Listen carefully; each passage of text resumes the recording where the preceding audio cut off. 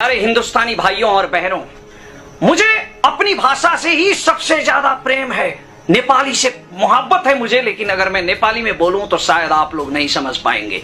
English option हो सकता था, लेकिन इंडिया में भी नेपाल की तरह इलिटरेट पॉपुलेशन बहुत ज्यादा है, इसलिए शायद इंग्लिश समझने में भी दिक्कत होगी। इसलिए मैं आपकी भाषा का प्रयोग कर रहा हूं। मैं शेक्सपियर की एक शायरी याद करता हूं कि मैं इसलिए तुम्हारी भाषा सीख रहा हूं ताकि तुम्हारी तानाशाही का जवाब दे सकूं। आज नेपाल और इंडिया के इस विवाद के बारे में हर इंडियन को भी समझना जरूरी है कि यह विवाद क्यों है। आपके प्रधानमंत्री कहते हैं कि नेपाल और इंडिया का रिलेशन केवल गवर्नमेंट टू गवर्नमेंट नहीं है, पब्लिक लेवल रिलेशन है। इसलिए मैं पब्लिक लेवल पर आप लोगों से कुछ बात करना चाहता हूं। मैं बॉर्डर के इशू पर भी आऊंगा, लेकिन सबसे पहले एक आरोप का जवाब देना चाहता हूं, एक इल्जाम जो अक्सर आपकी मीडिया नेपाल और नेपालियों पर लगाती है कि नेपाल में एंटी इंडियन सेंटिमेंट बहुत ज्यादा है। 100% गलत। नेपाली कभी भी एंटी इंडियन नहीं है। अरे हम तो आपकी सरहदों पर लड़े हैं। आपके प्रधानमंत्री कहते हैं कि हमने कोई जंग नहीं जीती तब तक जब तक किसी नेपाली का खून नहीं बहा। हमारे भाई मरे हैं आप लोगों के लिए। कारगिल में, कुकरथांग में, लद्दाख में, मेजर शेरजंग थापा से लेकर भीम बहादुर देवान तक अगर इतिहास के पन्ने खोलकर देखेंगे तो हम हर जंग में आपके लिए लड़े हैं। और जिसने आपके सरहदों की हिफाजत की है मर मर कर, आपने उसी की सरहद पर कब्जा कर दिया।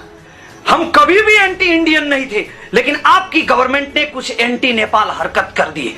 आप लोगों ने दशहरे के रोज नेपाल में नाकाबंदी कर दी। हर रोजमर्रा की चीजों की किल्लत हो गई, दवाइयों तक की किल्लत हो गई, और हमारे कितने ही मरीजों ने अस्पताल में छटपटाते हुए दम तोड़ दिया।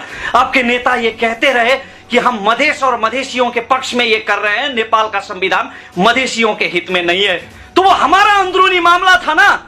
आज मधेशी और पहाड़ी सब एक हैं। हम सब एक होकर विरोध कर रहे हैं इंडियन इस कोलोनाइजेशन मेंटालिटी का। आज हम सब एक हैं। आप लोगों ने कहा कि हम मधेशियों के मामले में नेपाल को जवाबदारी बना रहे हैं।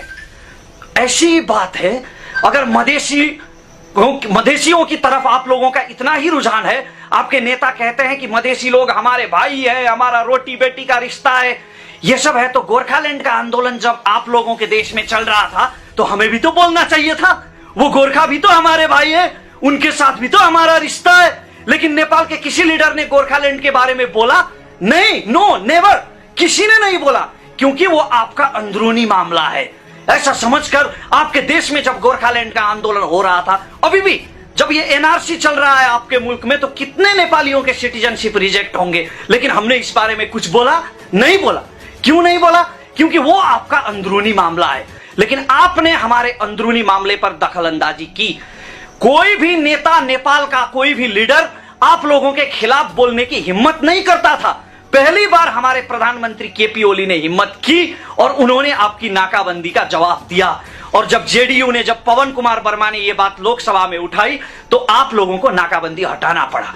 इंडियन गवर्नमेंट हमेशा यह कहती है कि वो प्रोटेस्टर्स ने ब्लॉकेट किया था, वो आंदोलनकारियों ने किया था। बकवास। जहां कोई प्रोटेस्ट नहीं था, कोई आंदोलन नहीं था, आप लोगों ने उस नाके को भी ब्लॉक कर दिया था, जिसके एवज में हमें दशहरे के रोज हमें इतनी तकलीफ सहना पड़ा।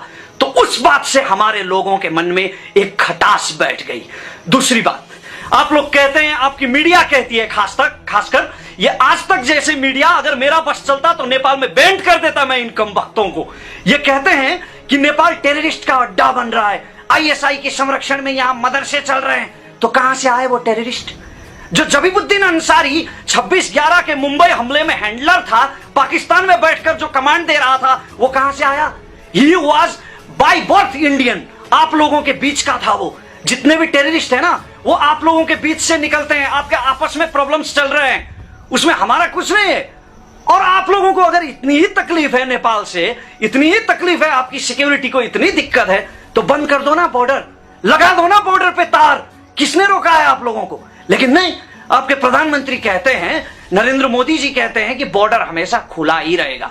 बॉर्डर खुला ही रहे, उसमें हमें कोई आपत्ति नहीं। लेकिन आप ऐसे इल्जाम तो मत लगाइए नेपाल में। जितने भी टेररिस्ट नेपाल में आए हैं या आए होंगे, वो कहां से आए? आसमान से उड़ के थोड़ी आए, वो आप लोगों के वहां से आए, इस पार आए। तो इसमें हमारा क्या दोष? अब मैं बॉर्डर की इशू पर आता हूं। जो काला पानी का अभी इशू चल रहा है ना, वो काला पानी में कोई विवाद है ही नहीं, उधर कोई डिस्प्यूशन है ही नहीं। वो हमारी सरहद है जिस पर आपने जबरदस्ती कब्जा कर रखा है। आज से नहीं, 60-65 साल पहले से कब्जा कर रखा है। और आपकी मीडिया ने, आपके गवर्नमेंट ने आपको धोखे में रखा है। वो सिर्फ आपको आजाद भारत का नक्शा दिखा रहे हैं, वो नक्शा नहीं दिखा रहे हैं जो एंग्लो गोरखा वार के बाद ब्रिटिश और नेपाल के बीच में जो सुगौली ट्रीटी हुई थी, उसके बाद सन 1827 में, सन 1856 में और सन 1905 में जो नक्शे बने थे, वो नक्शे आपको कोई नहीं दिखा रहा। ना आपका मीडिया दिखा रहा है, ना आपका गवर्नमेंट दिखा रहा है। तो वो जमीन आपकी है, वो जमीन हमारी है, हमारी थी, हमारी है और हमारी रहेगी। और ये सिर्फ काला पानी का इशू नहीं है, ये 71 जगहों का इशू है, ये 71 जगहों का इशू है। और सियाचिन, आपका सियाचिन जहां पर घास भी नहीं उगता, वहां पर आपके 3000 सैनिक शहीद हुए हैं। आप लोग लड़े हैं वहां पर 4000 फीट ऊपर जाके, जहां पर घास भी नहीं उगता। तो आपका सियाचिन जैसा है हमारे लिए, हमारी धरती वैसी है ना। आपका सियाचिन जैसा है हमारे लिए सुस्ता वैसा है, आपका लिपुलेख जैसा है हमारे लिए लद्दाख वैसा है, आपका कश्मीर जैसा है हमारे लिए हमारा काला पानी वैसा है ना।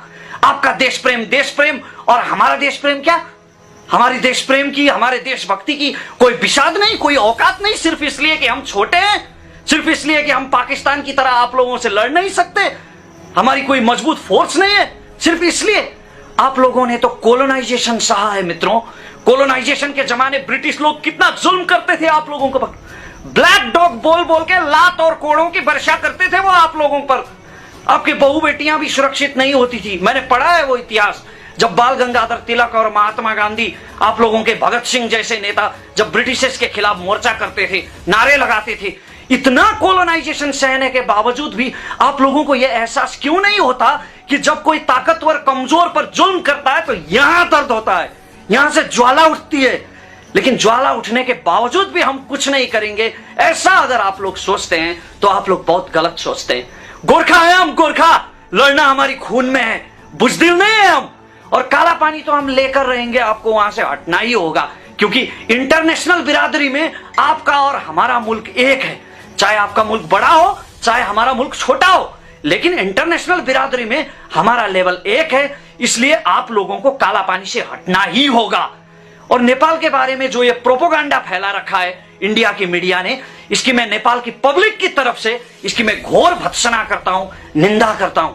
एक बार नरेंद्र मोदी ने कहा कि मैं इस देश का चौकीदार हूं, तो आपके एक नेता ने यह बोल दिया कि चौकीदार तो हम नेपाल से भी मंगा सकते हैं, सिर्फ चौकीदार की तरह देखते हैं आप हमें।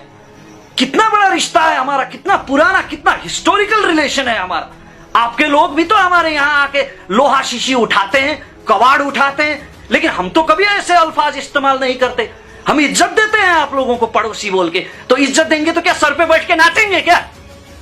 तो आप लोगों ने और आपकी गवर्नमेंट ने, इसमें इंडियन सिटीजन का कोई दोष नहीं है, इंडिया की अवाम की कोई गलती नहीं है, लेकिन आपके मीडिया ने, आपके गवर्नमेंट ने यह पूरा प्रोपोगंडा फैला रखा है और आप लोगों को धोखा दे रखा है। 126 पिलर हमारे गायब हुए हैं। सिर्फ ये काला पानी का इश्यू नहीं है, 126 पिलर हमारे गायब हुए हैं।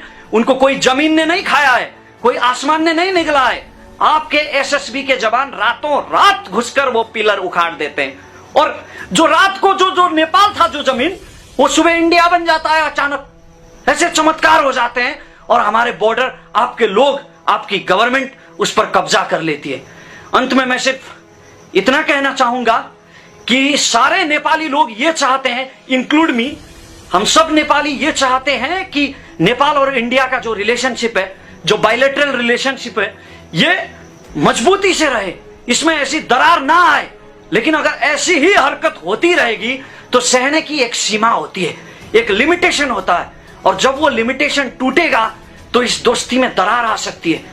अभी ये दोस्ती मजबूती से चल रही है, आपकी फिल्में चलती है हमारे यहां, हमने कभी उसका बाइकआउट नहीं किया है। आपके सीरियल्स चलते हैं हमारे यहां, आपके लोग आकर यहां बिजनेस करते हैं, हमारे लोग जाकर वहां काम करते हैं। तो इस दोस्ती को पब्लिक लेवल पर बरकरार रखना है, और अगर बरकरार रखना है तो इंडियन गवर्नमेंट को अपनी हरकतों से बाज आना होगा।